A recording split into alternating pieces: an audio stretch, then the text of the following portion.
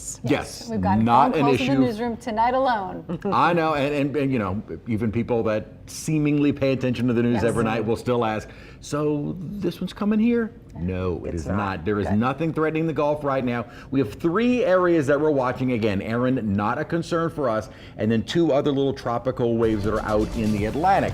One that has maybe a little bit more reason for some attention, but we'll talk about that in just a moment. We have Hurricane Erin kind of right at the center of the screen, and then 2 waves that are coming, one coming off of Africa right now, actually only has a 10% chance of even developing. Most of the models indicate this is not going to last for very long. Basically, it has a brief window in the coming days and only a 10% chance of maybe trying to organize, and it certainly looks very healthy tonight. Far better than this little wave, which is in the central Atlantic and showing really no signs of organization, and probably won't see anything organized in the next couple of days. The X in the kind of next couple of days is where we might see it progress. It's in that highlighted area of where we would see any kind of real development. And that is what the models are indicating. What I'm showing you here is where the models are trying to find a center of circulation or a low pressure center. Really, there is nothing there at the moment, and probably won't be until maybe Thursday, Friday.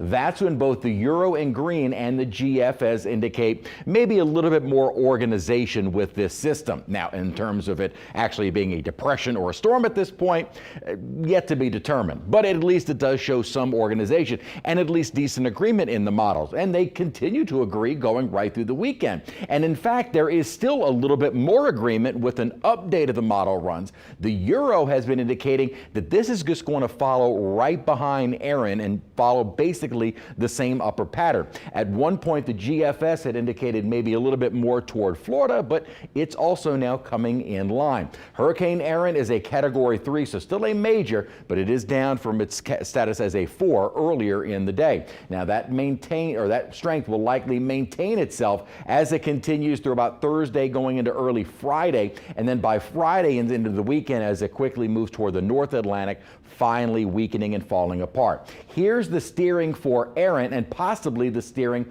for our upper disturbance. This is in the upper levels, kind of following along this upper high and then really following the weakness in that high right behind Erin. This is per the Euro, and taking that path kind of least resistance around the weakness in the high and this deep upper trough. So the way things are looking right now, and based on the ensemble, so the numerous runs of the same computer models, majority of them keep this out over the open Atlantic. Still something to watch, but it's trending our way. We'll see if that trend continues through the week. We've had a rainfall. We had rain around all day today, but most of the area, at least metro, didn't see any heavy rainfall. Got some decent soaking rains here and there, but for the most part, rain is done and we are now under clearing skies. Temperatures over the next couple of days will still be on the hotter side, even with a few spotty to scattered showers. The upper pattern breaks down. The upper high, the heat dome weakens, and our rain chances pick up, so temperatures nearer normal heading into the end of the week and weekend.